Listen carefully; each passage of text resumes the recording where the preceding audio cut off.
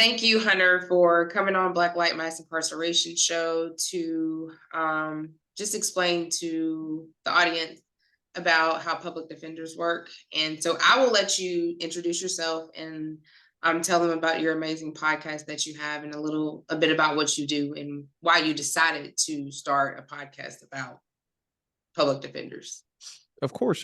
Thank you for the opportunity to be here. So my name's Hunter Parnell. I am the host of a podcast called Public Defenseless, and I'm not an attorney myself. I will be going to law school in the fall, so hopefully that'll change the next couple of years. But I wanted to start doing this for kind of a three-factored reason.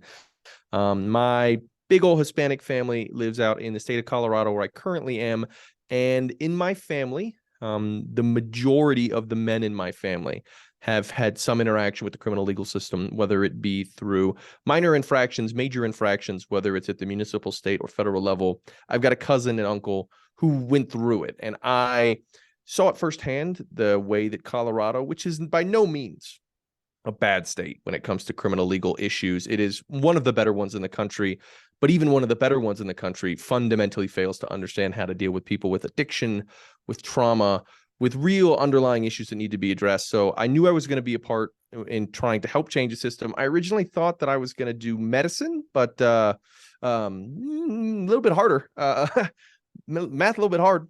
So I decided to go start studying legal studies, where I went to college at the Air Force Academy. And while I was there, very fortunate to have some professors and very fortunate to work with Sixth and Eighth Amendment case law material, learn about what I think is an underappreciated part of the legal system. And then took that information and fast forward when George Floyd was killed. I was stationed over in the United Kingdom and in the Air Force. And I was like, I really want to do something. I really want to help. I don't know how. And originally I was like, I'm going to write a 550-page book of every state's indigent defense system. And publishers routinely reminded me that that is longer than The Lord of the Rings. And that I am not somebody who can just do that and expect that to get published. Everyone was like, you need to cut it by like 350 pages. And I was like, I don't think I can do that. So that didn't go anywhere. Yeah, that didn't go anywhere. But I was able to make a lot of great connections through that, especially with David Carroll of the Sixth Amendment Center. And we got to talking, got to figuring out a better way to get the information out. And that's how the podcast was bore out, with the goal of really letting people know how the indigent defense system works, because there is such a call for change, but our legal system is intentionally so cumbersome, so difficult to penetrate for the layperson who is trying to, feed their kids, get a job, just live life. It is so difficult to understand what's going on in the legal system that I felt it was my obligation to provide to people like my family what exactly was going on with the indigent defense system and other criminal justice reforms, why they aren't working, why they can work, and what we need to do to get them to work. And see, that's amazing. That's kind of why I jumped in. Well, I jumped in because I had reconnected with my husband and found, that he had some issues, a lot of issues in his case. And so I jumped in, like, not knowing anything, because I came from being a receptionist at a physical therapy office to jumping into criminal justice. And so I didn't know how bad and corrupt like it was until I actually started getting into it. And so I basically taught myself legal stuff, going through his discovery and just doing a lot of research. And then I decided to go to school for paralegal. And so he's talking me into going for a lawyer, but I'm like, I'm already 36. I don't know.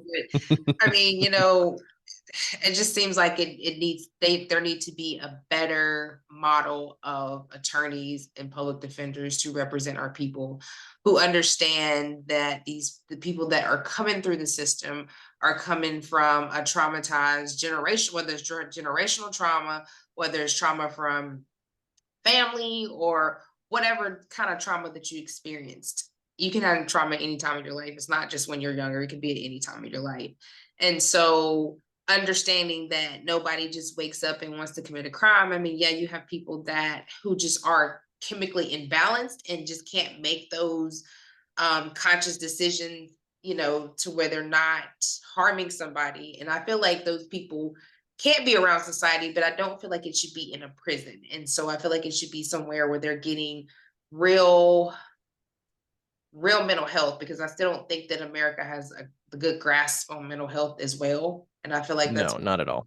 Yeah, a lot of people are suffering. And so just trying to understand that you have to advocate. Like when you're a public defender, when you're any attorney, especially on the defense side, you have to understand that this is this person's life. Like this is not just a case, but this is a person's life that you are representing to make sure that the state is not sucking them in the system. And so, I understand that public defenders are underpaid. I do, because of course they're funded by the state, and we know the state will probably give less to public defenders than prosecutors. And I'm hearing now prosecutors want more money than public defenders.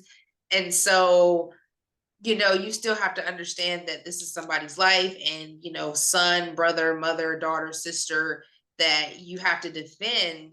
If not, then they're going to be incarcerated, and 9 times out of 10 are going to be unjustly incarcerated. So, I do, like I said, I appreciate the fact that you have said, well, listen, we also need to look at the indigenous defense side of the criminal justice, because believe it or not, they also play a role in mass incarceration. And can you kind of tell us how they play a role in mass incarceration from what you found out? Yeah, so I did an interview with a guy named Stephen Hanlon, who has worked as call it impact litigation, call him many different things, working with individuals. And he had a quote on my show where he kind of pointed to that the structure of indigent defense and looking at indigent defense has failed in a couple fold. You can look at the way it's funded, structured that way, and that requires understanding the differences between contract counsel, assigned counsel, and public defenders.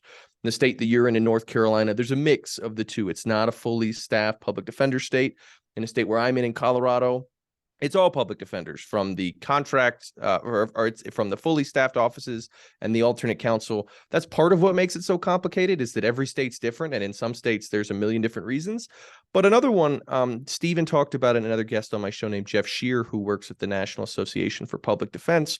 There's been a shift in the culture of indigent defense, probably over the past 20 years, that you can look and see leaders and people coming up through the system are starting to look more at the system as a whole, less as individual cases. And this idea has really been an underlying issue if you go back a little bit further. What was then at the time has been described to me that people who were coming up there, and some of the guests I've had on the show, there was a lot of individual warrior mentality. This, I am fighting, some zealous advocates, but when you are fighting against a system that is inherently rigged against you, where prosecutors and judges don't actually always follow the law as we think they do, where prosecutors are given leeway, where police and prosecutors have nearly unlimited immunity from civil action, and oftentimes criminal action. When you have all of these things, it is not enough to merely fight in the individual case. And the other thing that contributed to that is what I would consider the adversary, police and prosecutors, highly organized, highly intentioned with what they do and how they message. They fight for each other. Whether it's, a law happening in New York, you'll see unions and associations from around the country go to support that association. They're highly engaged in the media, and they know how to use the media. And all of those things public defenders weren't doing because they were stuck in this warrior mentality, because they were suffering from bad systemic issues, from funding and the structure itself. So all three of them play a role together to make it so that, as Stephen Hanlon said, that his generation of attorneys will go down as being a loyal foot soldier in the executive's war on crime. I believe he might have been quoting a Supreme Court case in that quote, but that was how he viewed it. And I tend to agree that it's, when you look at the whole system, it starts with bad structures, bad funding that creates too many caseloads, too much turnover, not enough experience, incentives not to do much. That forces you to pick a mentality where you can only win what you can win, and that's the case right in front of you. And then when you do that, you can't defeat your adversary, who are highly organized, highly motivated, and highly literate in using the media to meet their ends. How do you think that public defenders can get, how can they make that better? How can they get around that to make it better for people who have no other choice to have a public defender? I mean, because let's be honest, private attorneys are very expensive. So, we have to make sure that somehow, some way that our people are being protected and that they're being represented. Now, I know in California, they have their preparatory defense, which is a full team. And I think Texas is also forming some of, well, they're doing a holistic public defender's office. Yes, and that's the word, is holistic in a lot of Holistic. places. Okay. So what you think is that the answer? I think it is the correct direction. But the reason why I believe, and this is again my opinion, other people might disagree, but I believe one of the reasons that police and prosecutors are first and foremost so successful is they are in the media. People know about it. The narratives are there, and they understand that you get policy done on niche topics, and I consider indigent defense a niche topic. You get victories in criminal justice topics by being in the media and getting people to care about them. That is step number one. And prosecutors and police have a decades-long advantage. And I think also the natural cultural proclivity in America towards punishment, towards retribution, that it's also on their side. I don't know what to do about that.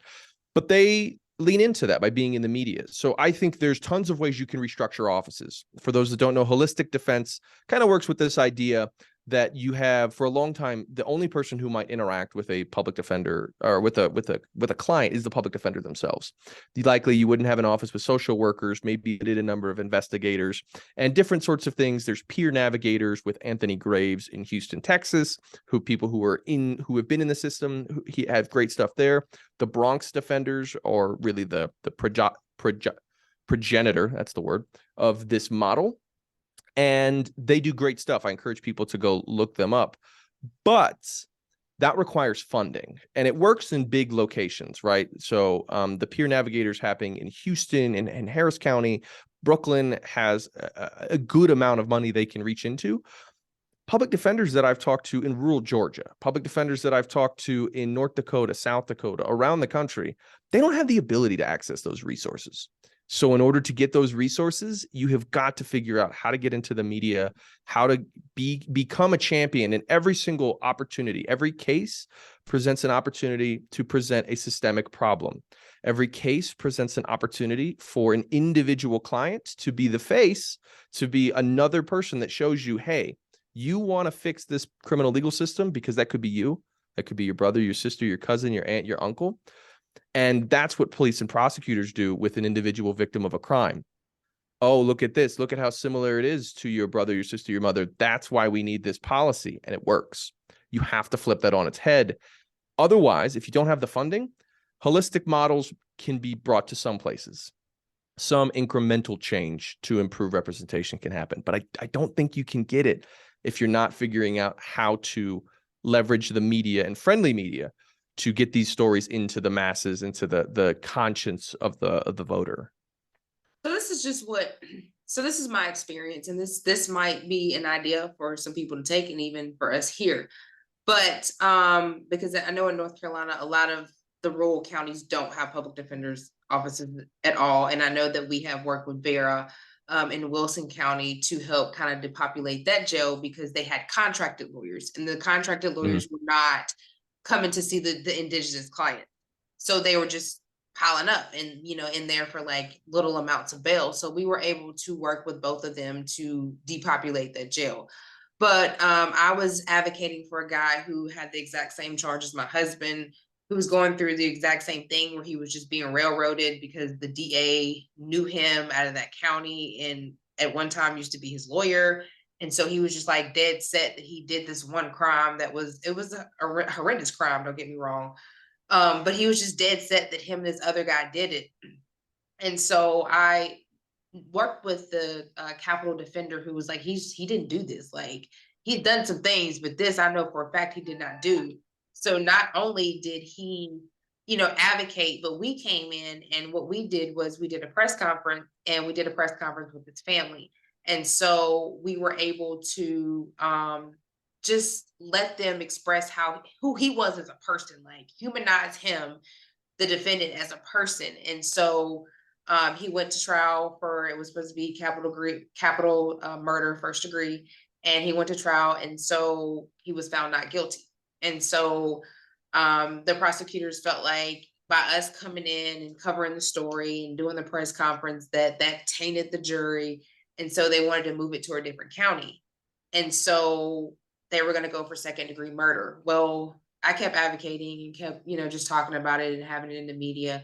And so after that, they, like a few days before his trial, I mean, he did take a plea deal, but it was for 14 years for second degree murder. And I think he had like felony, felon, firearm by felon. And so that would have been like an extra 20 years. So he ended up getting 14, otherwise he would have got life plus 20. And so if we wouldn't have been in the media as well and had that press conference and showing that it was a racial bias, that this district attorney was just focused on him, it might have been a little bit harder for his attorney to get the deal that he got, or even, have him not be found guilty on first degree capital murder. So maybe just partnering with other outside organizations that kind of do emancipate do to help the public defender be a more advocate and have it in the media and get them in the media. Like, well, I know that they had a gag order, so they couldn't talk. So we were able to have it in the media for them because, sometimes the prosecutor will want a gag order so nobody can talk. You know what I'm saying? And so having us there to still be able to uplift him and show that he was a human and that they were wrongly mistaken and this wasn't the right person saved his life. Yeah, and there's levels to the media engagement. Right? There's no one size fits all. There is, every case carries with it differently. But I think a lot of public defenders have, especially the ones I talk to, they struggle to wrap their heads around thinking past the individual case. Because I always talk to public defenders, and every one I have on the show, typically it'll be, hey, we have to be careful about this case or that case. And I always tell them, it's like, hey, I don't got to touch any individual case. We don't got to go into details, but there is always an opportunity to show how a statute is producing certain outcomes, how a policy is producing certain outcomes. And that's also where we talk to the second thing about media is, like you said, 100% correct. Public defenders don't have to be on an island. They can figure out who in the community will help them. Some of the most successful, I think, probably the best example of starting a holistic public defender office from nowhere is actually in Lawrence, Kansas, with the Holistic Defender Services, started by a group of people led by Sam, Allison, Natali, and they went in. Kansas doesn't have public defender offices at the misdemeanor level, only at the felony level. They go in, they use community organization, the grassroots organizers who are there, they get into the community, they start talking with different stakeholders in that community, and they are able to get the funding from the county to get a holistic representation model in the county. It can happen, but it requires public defenders to move away from that individual warrior mentality to, we are one fighter in a big army that needs to use and leverage the tools that other ones has available that we might not have. Because you're 100% right. There's sometimes where public defenders can't and shouldn't talk about a case. No questions. But how can we keep talking about the narrative? How can we keep talking about things so that it doesn't die on the vine? It's all about shifting the narrative. And I think that that's really important. So like one of the statutes, I know you said that you did an interview with one of the Sentencing Project attorneys, I think, that you just did. And so I know she was speaking on felony murder. Yes, with Nazgul Ghanoush at the Sentencing Project. Yes. And so felony murder is a big one that I don't think a lot of people know, that a lot of people are, multiple people can be charged up under that. And so you basically are mass incarcerating people, because you can charge 3 or 4 people with felony murder if you supposedly said that they coerced or were at the scene. And so can you kind of go into, or just kind of give us a snippet of what that conversation was about and how, how we can change felony murder? Because my husband was charged under felony murder and was not even culpable. And so the crazy part was he got more time than the actual shooters. So and I'll take a step back and start more broadly with extreme sentences, because I've done another episode with the same guest you talked about, Nazgul Ghanoush and Alexandra Bailey from the Sentencing Project. Extreme sentences, no matter what a prosecutor, no matter what a cop, no matter what anybody who is pro-carceral tells you, extreme sentences exist for one reason, and that is to coerce plea deals.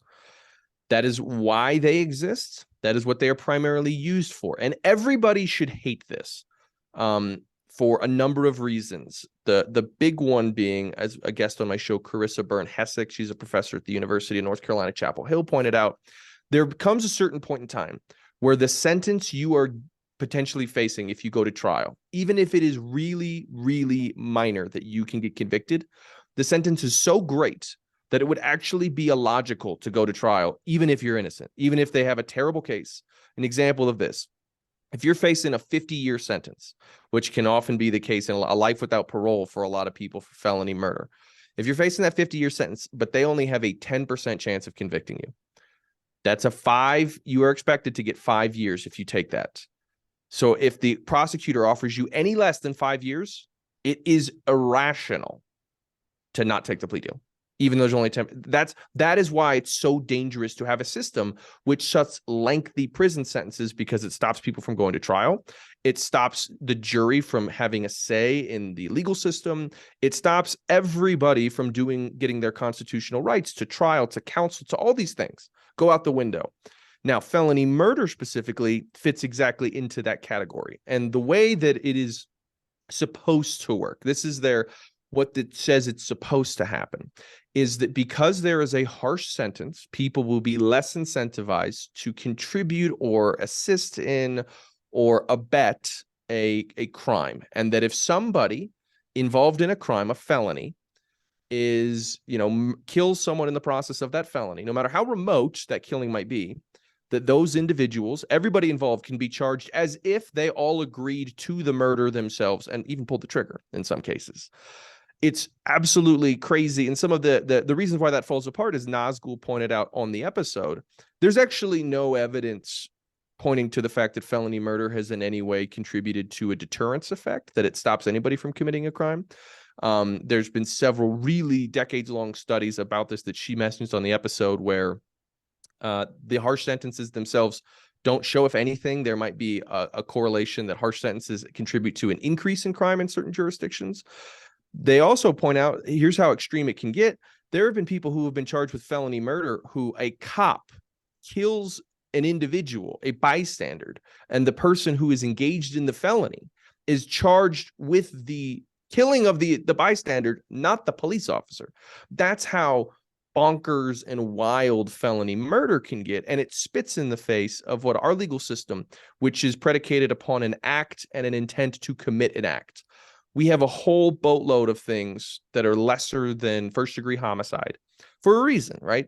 We all acknowledge that somebody could be driving a car negligently and kill someone. That's normally going to be a manslaughter charge. But if you're committing a felony, now that might be just treated like, and it goes against the idea that people have to have a certain intent to be punished for their actions. So that's felony murder, and it all harsh sentences contribute to the public defender issue. Because when, a public defender might want in their heart of hearts to take a case to trial, but because they are dealing with an extremely harsh sentence, and their obligation is to try and point out that, unfortunately, even though your case is very, very strong, the risk is so great.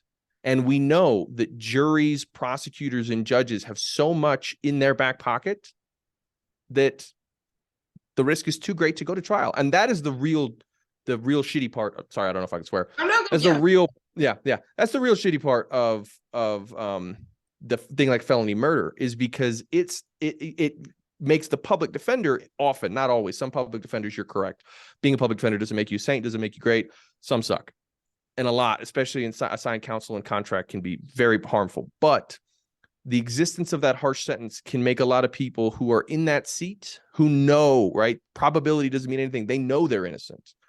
It can put them and their representative at odds, and it can make it appear that the representative, the public defender, is working on behalf of the prosecution, when in reality, this public defender is given an impossible hand to deal with, right? Because they know that it is based on just pure numbers, not a good call to go to trial, even when you can win in many, many cases, in many, many places.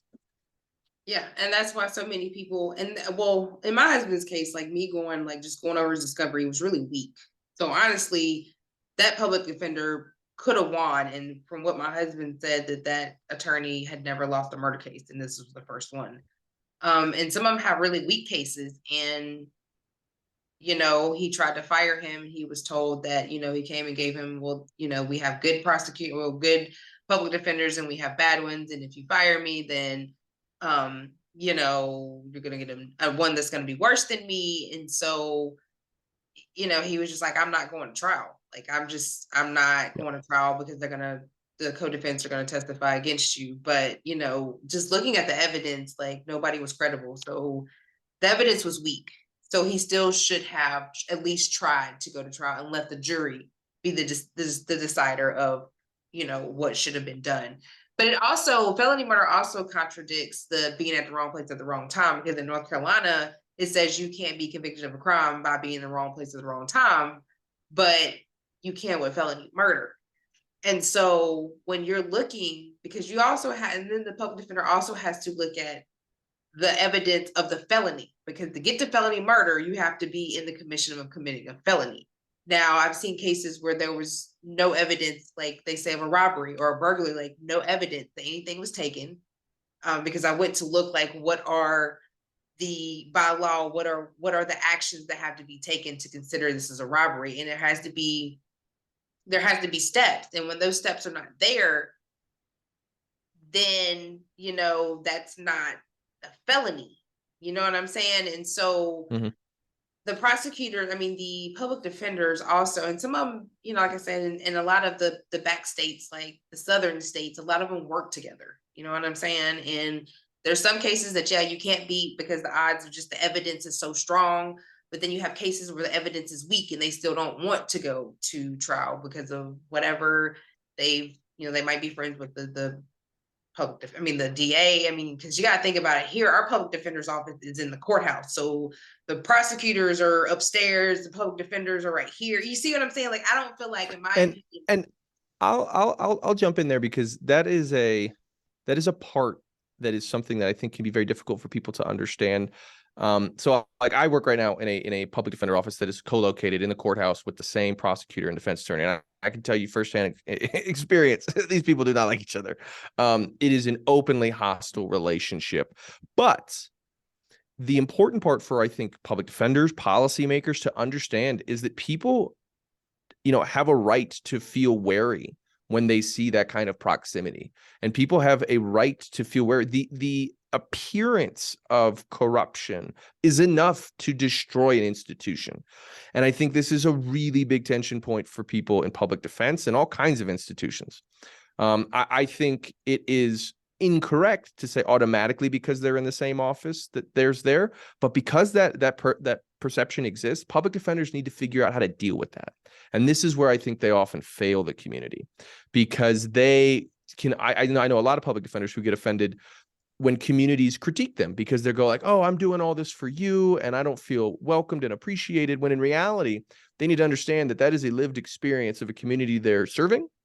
And instead of being, alarmed by it or upset by it or turned off by it, they need to figure out how to address the underlying causes there, right? And when it appears that there is impropriety, when there is too good of a relationship between the prosecutor and the defense attorney, that can become a problem. And this speaks to one of the issues you've talked a lot about, contract attorney and assigned counsel. I wanted to, if I can for a moment, kind of explain really specifically in North Carolina, one of the main reasons with assigned and contract counsel. So there are 3 delivery systems for public defenses we've discussed: assigned, contract, and your public defender. I'm going to focus on the assigned and contract.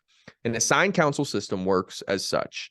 A judge, some body, some appointing figure in a county, in a municipality, in a state will have a list of attorneys. How this list is generated is a great question. It's different in a bunch of different places. Some it's a requirement to be a member of the bar. Some it's people who've signed up to do it. It's different in different places. These individuals will be picked off of a list, sometimes in a random order, sometimes in a noted order.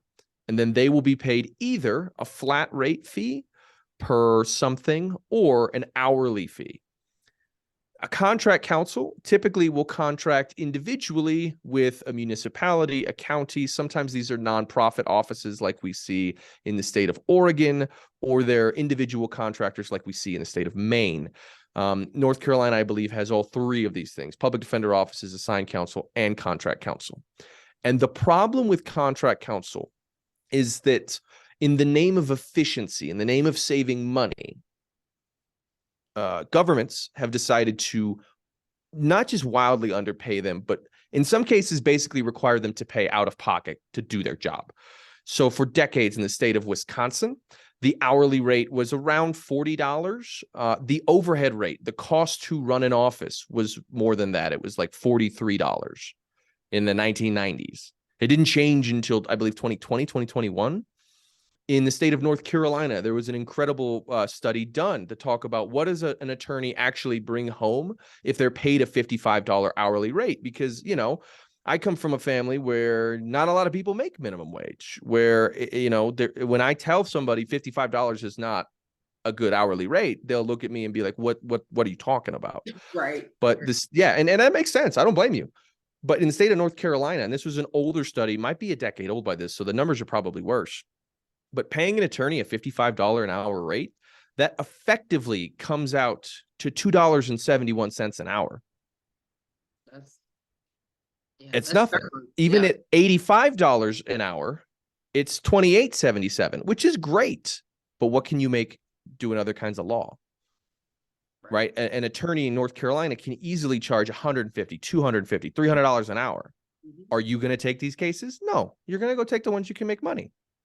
And when hourly rates are that low, this is coming directly out of investigative resources. This is coming directly out of social workers, out of paralegals, out of front office staff. So these assigned counsel are not given the money to do the job. Then, very often, if it's their only source of income, I know of places, and I've talked with people around the country, where they say, if I push too hard, this judge will stop appointing me to cases. This is the only way I can feed my family. So we have a natural conflict of interest. If I fight hard, I do my job, but I might not get another job. And now I can't feed myself. I can't keep a roof on my head.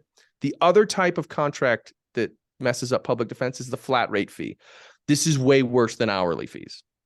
A flat rate fee means you get $1,000 for doing this case. No matter how much time you spend on it, no matter how many little you spend on it, you get this much for doing that case. In every one of those cases, public defender is incentivized to work as little as possible. Because if I work 1 hour on $1,000 case, I made $1,000 an hour. But if I work 10, now I made $100 an hour. And it keeps going down. An example where you can have both is in the state of Virginia, where Virginia pays an hourly rate. I believe it's $95 an hour, one of the highest in the country. But they have a case cap. So in Virginia, it's about $150, $180 total that is capped for a misdemeanor, no matter how much you work on it. So after about an hour and a half of work, you stop getting paid.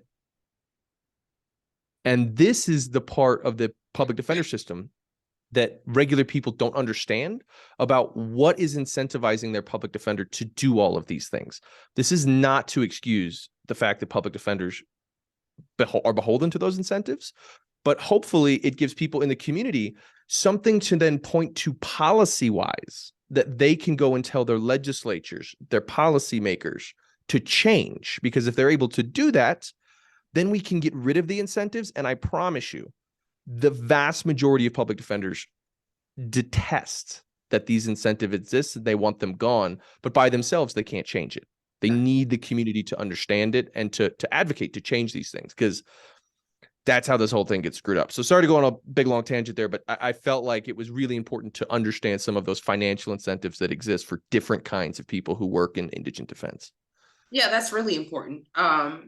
Because I mean, that's why a lot of cases aren't handled in the way that they should, because they're really underfunded. And I don't think a lot of people understand that. Like, you have a public defender who might have 200 cases, and then you have 7 or 8 murder cases, and we know murder cases take 2 years. And then, that's why you can't have your expert witnesses, because they're not giving them enough money to fully defend the case. And so it does get a little tricky. And so it has to be a better way of figuring out just the legal system, because the legal system altogether just costs so much money, you know what I'm saying, to run it Yep. and for the community. And so it just has to be a better way to make it more cost effective for everybody. You know what I'm saying? That's really important, because a lot of people can't, afford like a paid attorney, because most paid attorneys are $38,000, but that money is going to resources. And so I think that's where where the community and the public defenders or the attorneys need to lean on the community, and it all be a working body and not just individualized. Like, we all work in our own silos. And I think that's a problem, instead of working together to make sure everybody is taken care of the way they need to be taken care of. 100%. That silo problem is something that I didn't realize the extent of it until I got into the podcast. But public defenders, because they're so busy, have a really hard time looking at what is happening in other states, other communities, other counties. There are some organizations at the national level, but that have a training a month or a big conference during the year. But it's not enough to keep up with the speed that information passes in the prosecutor and cop side. They are engaged. Like I said, it requires people to recognize that this is an adversarial system by design, and that the adversary is really good at what they do.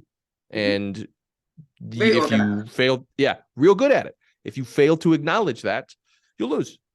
Just off the bat, you will lose. And I think that is the hardest part, is getting these individuals to collectively come together. It's a big part of my show is organization, and getting people to recognize that it is challenging because we are disorganized. It is challenging because we are not all on the same page. And people in the criminal, I see a lot of people infighting, and I'm like, look, we can don't let good be the enemy of the perfect very often.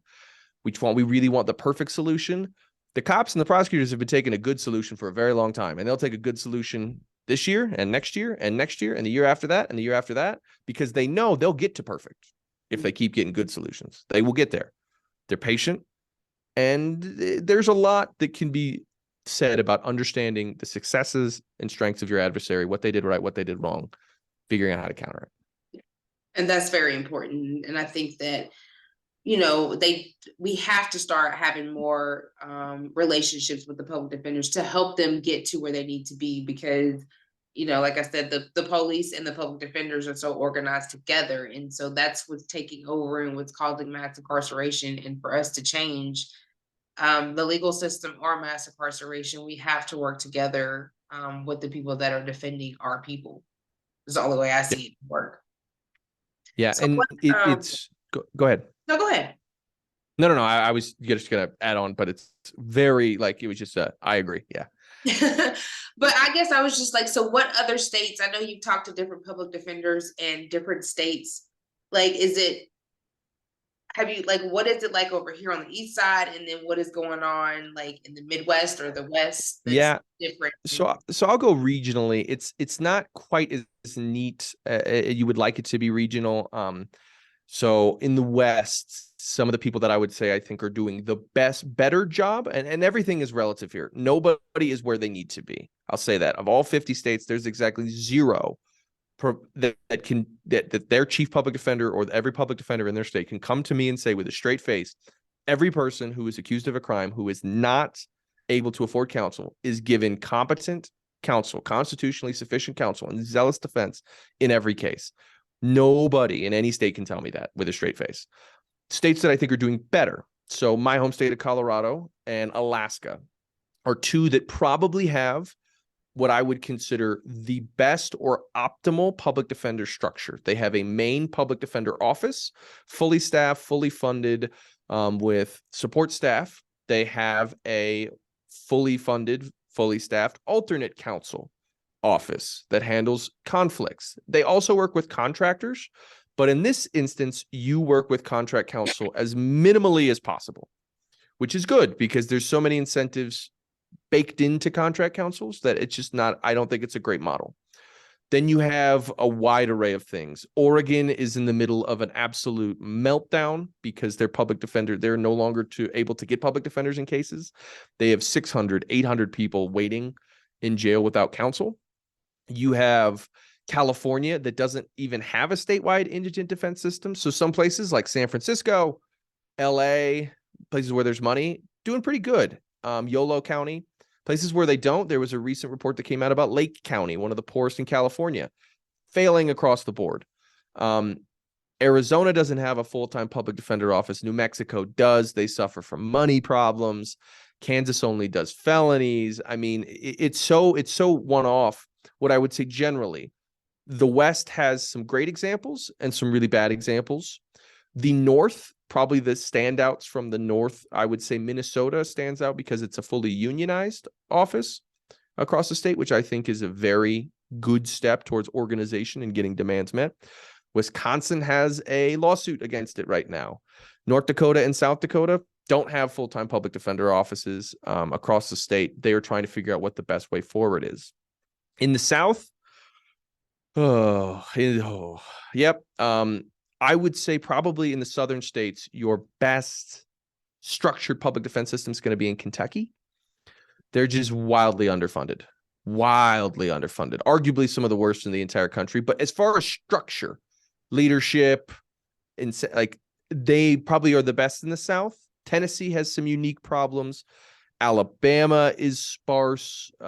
Georgia has a lot of issues. Arkansas has several fees and other issues that are baked in. Louisiana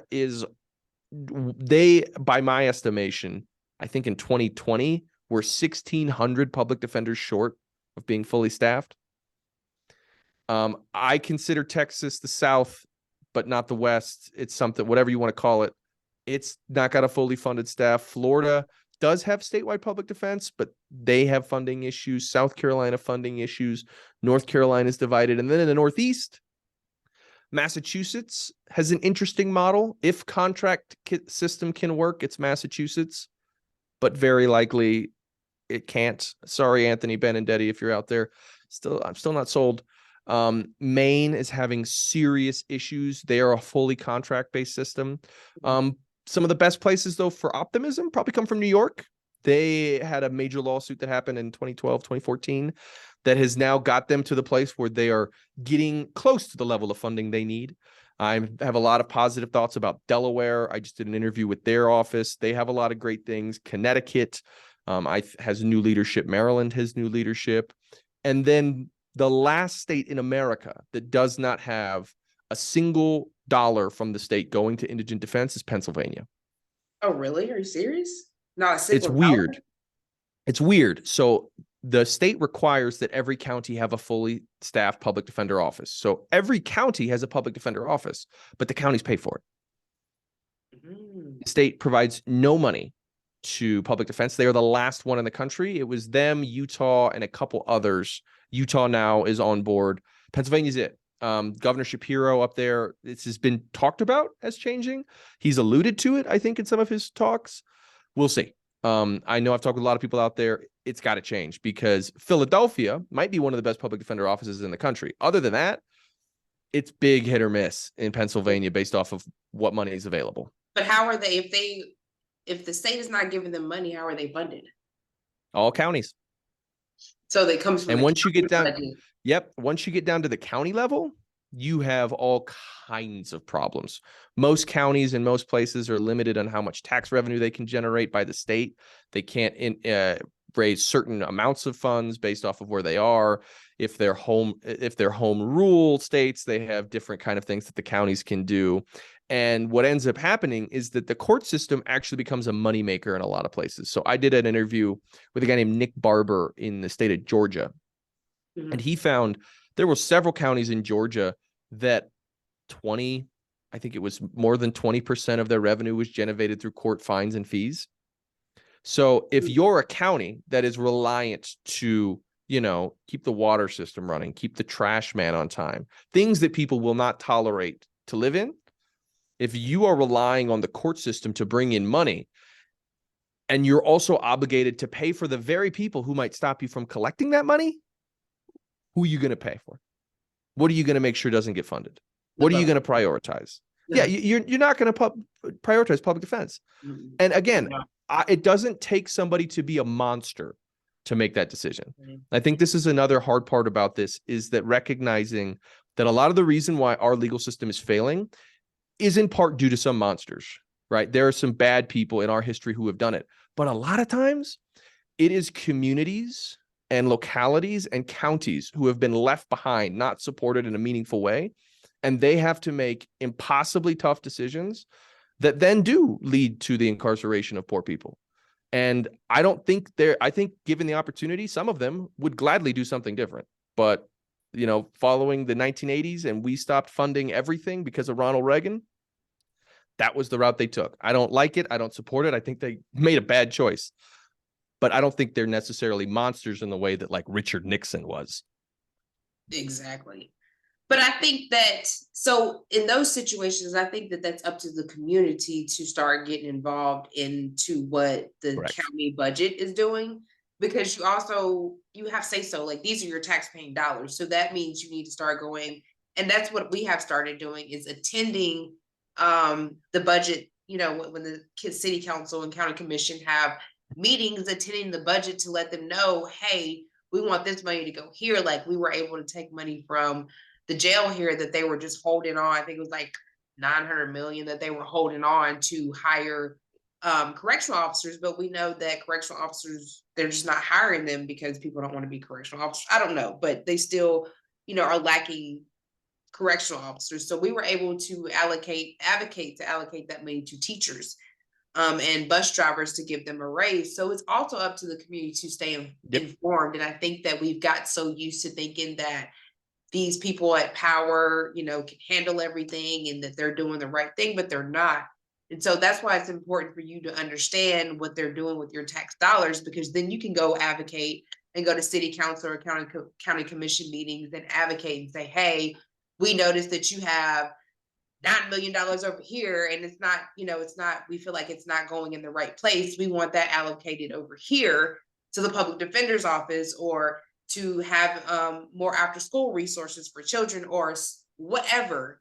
But it's still up to the community to understand that these are your taxpaying dollars, and that these politicians you have the power, and that if you don't get involved and tell them what to do with your funds, they're going to do whatever, because they feel like, okay, well, they trust us with it. So behind closed doors, they're doing it. They're giving it here, and there, and it's not resourcing the community. And so it's their job to take our taxpaying dollars and resource our communities, and they have not been doing that. And that's why our communities are underfunded, period. Yeah. And it's a huge problem. And I don't know what the fix is. Again, I don't have all the answers on this one, but getting people engaged in local politics, I think this is something that, if you look at from like a traditional left, right, I think the political left at some point in time abandoned the idea of local politics, and we're very focused on federal politics, Supreme Court, federal elections, and the right didn't. And the political right has, and people, like an example of this is, when we see a angry parent from a parent teacher conference meeting in Podunk, USA county, population 10,000 people, and it makes national news media. That is because of a highly organized group of individuals who have a political agenda. They recognize that if I am loud enough, consistently enough, somebody will hear me, somebody will pick up my story, and it will become something that we're talking about at the national level. Why? Because they were persistent enough, they were loud enough, they got their message heard. But you have to be consistent. You have to be in there engaging, because when it comes to local politics, the people who participate will be heard. Yeah. It'll happen. And if you don't participate, you will not be heard. And it will get bad really quick in a lot of these places. And it has gotten bad in a lot of these places. And I think that's why it's gotten bad, because they've got so used to us laxing and saying that, well, they're not gonna show up for a county commission meeting or a city hall meeting. They're not gonna show up for that. And so that's the reason why we are where we are, where our communities are so under-resourced, and people are going to prison and they don't have correct mental health, because we have laxed on keeping the foot on them to make sure that they were doing what they're supposed to. That's why you see such gentrification in cities now, because they've used that money to gentrify all the cities. And so now people can't even, people can't even afford to stay anywhere. So now people are homeless and probably committing crimes and, going into the system. And so it puts a strain everywhere. So we have to get back to where we are in tune with what's going on with the money that we are making, that they are supposed to be taking and resourcing our communities with, and they're not. And so I just encourage all communities to start to get involved, like even if it's a small part of just looking up your county's budget, or and because you can see exactly what they do with your dollars. Like the budget tells you exactly what the sheriff's department is doing, what the city has done, how much money is going to park and recreations, how much money are they spending on contractors to build parking decks and things of that nature. So I think that it's really important to get involved in politics in the low level, some type of politics in the low level, even if you're just getting into the budget and going to city council meetings and letting your voice be heard. Yeah. And when it comes to media literacy, I want to stress something for individuals. When you are reading an article, a journal, any type of report on a policy that touches the criminal legal system, you should do two things. You should first look at the author. If the author is a cop or a prosecutor, understand that you are reading something that is very biased. Number two, look at who that article is quoting. If you read an article about a criminal justice policy and the only people quoted in it are police and prosecutors, or former police and former prosecutors, you are reading propaganda. You are not reading a detailed, honest. Now, that doesn't mean that those guys, they might be telling the exact truth, but it is from their angle. It is from their lens. It is from their standpoint to benefit their institutions of policing and prosecuting. Always find somebody in either a criminal justice reform organization talking about this, somebody in the defense bar, public defender, anybody who can give you the alternate perspective of what this policy is actually aiming to do and how it will be implemented, and then make your decision from those two perspectives. But for way too many things, you see this all the time in reporting in the New York Times, in the Washington Post. They'll have a story about a case or about a policy, and it'll just be cop, prosecutor, cop. And nobody, the author doesn't think to go, well, gee, am I actually getting a fair and balanced understanding of what's going on? Or am I getting propaganda? That's the latter. Yeah. And I think that that's why we are where we are today, is because we've just let the propaganda brainwash us instead of saying, hey, there's another side to this story, and actually going to check that side of that story to see and compare and contrast as they teach us in school, what is the truth and what is a lie, because that's why we've got to the point where we had to be tough on crime, as they would say, and lock people up and throw away the key, as Biden used to say. Because we just believed it so long that, locking people away who have committed heinous crimes was just the right way to go, instead of saying no, that we need restorative justice and we need, correct holistic mental health. And we need to make sure that everybody in the community has what they need, and not certain people or certain sides of towns have what they need and others don't. And so that's why we are in the position we are today, why America still incarcerates more people than any other country, period. So Yep. And it is working now in an office with a highly effective public defender. I can tell you the difference it makes purely from an outcome perspective. So just recently talking with them, they routinely have more than half of the cases originally arrested are dropped by the prosecution. And right now, I don't know the exact timeline on this. I think it's over the past couple months, maybe to the year. They have a 75% acquittal rate.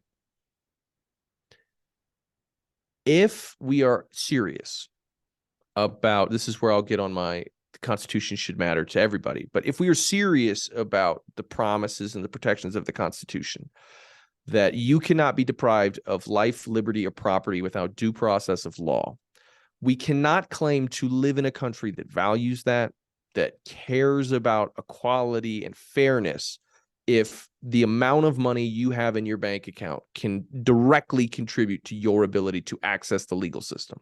The legal system is a fundamental public good. It should be funded as such, and we should treat every single person who cannot afford counsel. And this is most Americans. People don't seem to understand how expensive attorneys are. If you think you can afford an attorney, I have good news for you. You're wrong. You're wrong. Most likely you can't. With all the things happening, most people cannot afford counsel. You are one mistaken identification, one bad interaction, one mistake away from being at the mercy of a judge, a jury, a prosecutor who doesn't care that you can't afford counsel very often.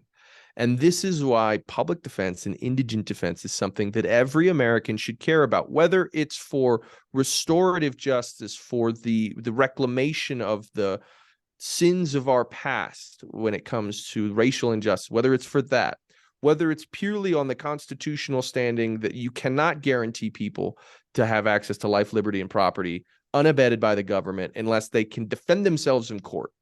You know, if you're a constitutional person, you don't have the right to bear arms if a cop can shoot you or arrest you for owning a weapon, and in court, you can't raise positive defense.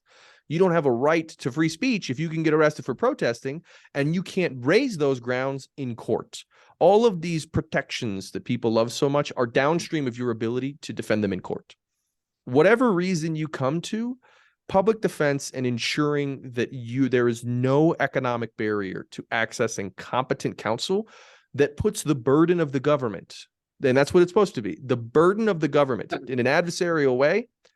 If you ever want to get there, we've got to take care of this issue, and it has to be at the forefront. And hopefully through shows like this and mine and everybody out there who is listening, that can be what happens. But it requires, like you've said, so spot on, people got to care. People got to pay attention. People cannot listlessly be dragged along in the march towards further incarceration, further policing, and further prosecution. Mm-hmm. That is the key. I mean, you got to do it together, because the system has been well organized for so long. And so it's going to take an army, maybe a navy, to break it down and build it to where it is equal and it gives equality to everybody. And so I don't think people understand, like, yeah, you are one stop away from having an interaction, and never know when you're going to have to be in court, period, whether it's a traffic ticket or whether, you were drinking and driving, you had a few drinks and you decided to drive home. I mean, whatever it could be, you never know when you're going to be in that situation, and you never know, when you're going to be able to, if you're going to be able to afford attorneys. So it's really important that we help the whole community be one and be able to have defense that they are entitled to. Everybody's entitled to due process. And so it's really important that we make sure those people are getting that, especially if we're going to have a legal system the way we have. But I feel like we can build it to where it's equitable. We just have to keep fighting, and all the things that, your podcast is saying, and then my podcast and the Citizens Project and the Innocence Project is doing, is really important to show that we can have a better system, and that we can all, if we all come together, that it could be what it needs to be and what we think that the justice system is, but it's not. Absolutely. Absolutely agree. And I'll give the last one. You are innocent until proven guilty. But if you want to have a better chance of making sure the cops can't easily, or the prosecutors can't easily prove your guilt, again, it's another right. You're going to want an attorney. You're going to want an attorney. Everything that is predicated upon your individual liberties is predicated upon your ability to defend it in a court of law. It's that simple. That's it. Or either you got to start learning the law yourself, because you can be pro se. I mean, yeah, you can. So if you got to go start learning it yourself and be pro se, then, but we got to get it together. It's got to be different. Yes, we do. Thank you so much, Hunter. This has been a great conversation. I appreciate you for everything. Shout out your podcast and how people can follow you and get all of that good information before you get off. Of course. So everybody can check out the work that we do. The show is, again, Public Defenseless Podcast. You can find it anywhere that you get your podcast: Spotify, Apple, Stitcher, everything like that. You can also follow us on Twitter and Instagram. Twitter is PDP, capital P, capital D, Defenseless Pod. Instagram is Public Defenseless Podcast. I do my best to respond to you. I do my best to take feedback. I'm always looking for guests, potential episode topics, things that I'm missing. So please feel free to reach out to me there, or you can always reach me at email at publicdefenseless@gmail.com. Thank you, Hunter. Have a good one. Appreciate you. All right. Thank you. You as well. Too.